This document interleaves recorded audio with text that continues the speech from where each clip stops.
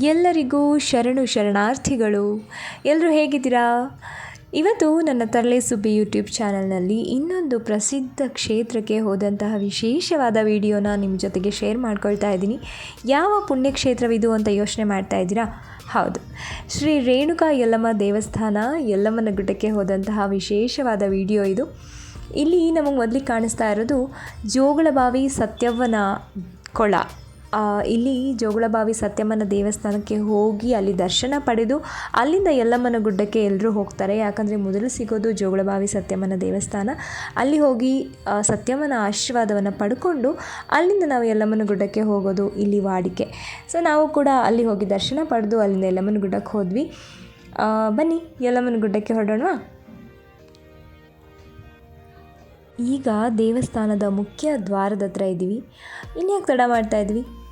ಬನ್ನಿ ಒಳಗೆ ಹೋಗಿ ಅಮ್ಮನ ದರ್ಶನ ಮಾಡೋಣ. ಇದು ಎಣ್ಣೆ ಹೊಂಡ ತೀರ್ಥಕ್ಷೇತ್ರ. ಇಲ್ಲಿ ಎಲ್ಲ ಭಕ್ತಾದಿಗಳು ಬಂದು ಸ್ನಾನ ಮಾಡ್ತಾರೆ.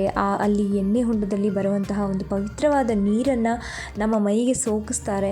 ಹಾಗೆ ಮಾಡೋದ್ರಿಂದ ಯಾವುದೇ ರೋಗ ರುಜಿನಗಳಿದ್ದರೂ ಕೂಡ ಅಮ್ಮನ ಆಶೀರ್ವಾದದಿಂದ ಈ ತೀರ್ಥದ ಒಂದು ಅದು ನಮ್ಮ ಮೈ ಮೇಲೆ ಬೀಳೋದ್ರಿಂದ ಎಲ್ಲ ರೋಗ ರುಜಿನಗಳು ವಾಸಿಯಾಗುತ್ತವೆ ಅನ್ನೋದು ನಂಬಿಕೆ. ಹಾಗೆ ನಾವು ಇಲ್ಲಿ ತೀರ್ಥವನ್ನು ಹಾಕಿಸ್ಕೊಂಡು ಅಲ್ಲಿಂದ ಪರಶುರಾಮನ ದರ್ಶನಕ್ಕೆ ಹೊರಟ್ವಿ. ಇಲ್ಲಿ ನಮಗೆ ಕಾಣಿಸ್ತಾ ಇರೋದು ಪರಶುರಾಮರ ಮಂದಿರ.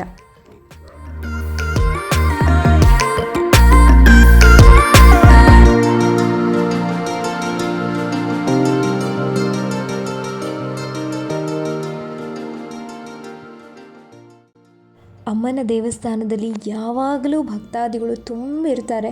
ಅಷ್ಟು ಅಮ್ಮನನ್ನು ಪ್ರೀತಿಸುವವರು, ಆರಾಧಿಸುವವರು ಯಲ್ಲಮ್ಮನ ಗುಡ್ಡದಲ್ಲಿ ಕಾಣ್ತಾರೆ. ಅದು ಯಲ್ಲಮ್ಮ ಗುಡ್ಡದ ಒಂದು ವಿಶೇಷ ಅನುಭವ ನಮಗೆಲ್ಲ. ಇಲ್ಲಿ ನೋಡಿ, ಇಲ್ಲಿ ಕಾಣ್ತಾ ಇದೆ ಯಲ್ಲಮ್ಮನ ಕೊಡವನ್ನು ಹೊತ್ತಂತಹ ಭಕ್ತಾದಿಗಳು ಅಮ್ಮನ ಕೊಡವನ್ನು ಇಟ್ಕೊಂಡು ಎಷ್ಟು ಭಕ್ತಿಯಿಂದ ಅಮ್ಮನಿಗೆ ಸೇವೆಯನ್ನು ಸಲ್ಲಿಸ್ತಾ ಇದ್ದಾರೆ. ಇದೊಂದು ರೋಮಾಂಚನವಾಗುವಂತಹ ಒಂದು ದೃಶ್ಯಗಳು ನಮಗೆ ಯಲ್ಲಮ್ಮನ ಗುಡ್ಡದಲ್ಲಿ ಕಾಣೋಕ್ಕೆ ಸಿಗತ್ತೆ. ಚೌತಿ ಹಬ್ಬದ ಟೈಮಲ್ಲಿ ನಾವು ಹೋಗಿರೋದ್ರಿಂದ ಇಲ್ಲಿ ಗಣಪನ ದರ್ಶನ ಕೂಡ ನಮಗಾಯಿತು. ವಿಘ್ನೇಶ್ವರ ಎಲ್ಲರಿಗೂ ಒಳ್ಳೇದು ಮಾಡಲಿ. ಅಮ್ಮನ ದೇವಸ್ಥಾನದಲ್ಲಿ ಅರಿಶಿಣ ಕುಂಕುಮದ ಮಳೆಯೇ ಸುರಿದಿರುತ್ತೆ ಅಂತ ಹೇಳ್ಬೋದು. ಬನ್ನಿ ಅಮ್ಮನ ದರ್ಶನ ಮಾಡ್ಕೊಂಬರೋಣವಾ?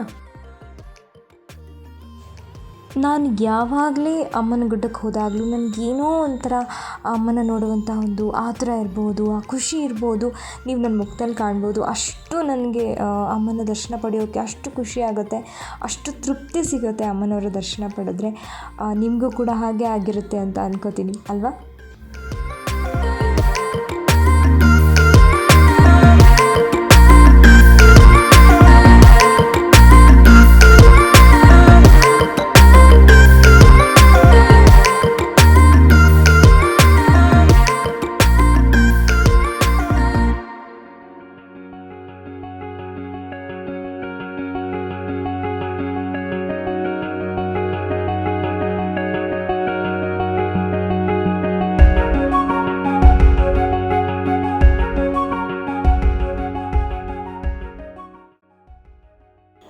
ಅಮ್ಮನ ದರ್ಶನವನ್ನು ಒಳಗೆ ಮಾಡಿಕೊಂಡು ಹೊರಗಡೆ ಬಂದ್ವಿ. ಇಲ್ಲೂ ಕೂಡ ನನ್ನನ್ನು ಪ್ರೀತಿಸುವಂತಹ ಕಲಾಭಿಮಾನಿಗಳು ಇದ್ದರು. ಉತ್ತರ ಕರ್ನಾಟಕದ ಪ್ರೀತಿಯ ಕಲಾಭಿಮಾನಿಗಳು ನನ್ನನ್ನು ನೋಡಿ ನನ್ನನ್ನು ಪ್ರೀತಿಯಿಂದ ಸ್ವಾಗತಿಸಿದರು. ಹಾಗೆ ನನ್ನನ್ನು ಪ್ರೀತಿಯಿಂದ ಆಲಿಂಗಿಸಿದ್ರು. ಅವರ ಪ್ರೀತಿ, ಅವರ ಆಶೀರ್ವಾದ ಹೀಗೆ ಇರಲಿ ಅಂತ ಕೇಳ್ಕೊಳ್ತೀನಿ. ಅಮ್ಮನ ಆಶೀರ್ವಾದದೊಟ್ಟಿಗೆ ನನ್ನನ್ನು ಪ್ರೀತಿಸುವ ಕಲಾಭಿಮಾನಿಗಳ ಆಶೀರ್ವಾದವು ಕೂಡ ನನಗೆ ಯಲ್ಲಮ್ಮನ ಗುಡ್ಡದಲ್ಲಿ ಸಿಕ್ತು.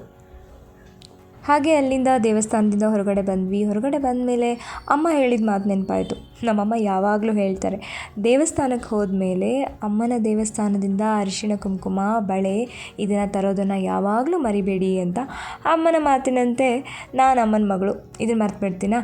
ಹಾಗೆ ಅಲ್ಲಿ ಬಳೆ ಹಾಕಿಸ್ಕೊಂಡ್ವಿ ಅಮ್ಮನಿಗೆ, ಅಕ್ಕಂಗೆ, ಹಾಗೆ ನನ್ನ ಜೊತೆ ಬಂದಂಥ ಅಕ್ಕ ತಂಗಿಯರಿಗೆ ಕೂಡ ಬಳೆಯನ್ನು ಹಾಕಿಸ್ಕೊಂಡು ಅಲ್ಲಿಂದ ನಮ್ಮ ಮನೆಗೆ ಪ್ರಯಾಣವನ್ನು ಸಾಗಿಸಿದ್ವಿ.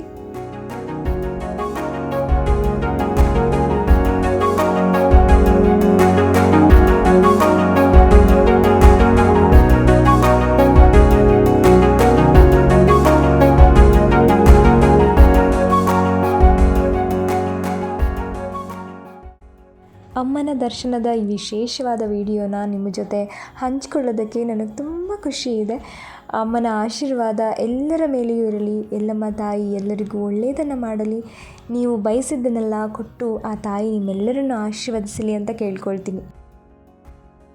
ಹೇಳಿಕೊಳ್ಳದ ಎಲ್ಲಮ್ಮ ತಾಯಿಗೆ ಉಧೋ ಉಧೋ ಅಂತ ಹೇಳ್ತಾ ಈ ವಿಡಿಯೋನ ಇಲ್ಲಿಗೆ ಮುಗಿಸ್ತಾ ಇದ್ದೀನಿ. ಧನ್ಯವಾದಗಳು.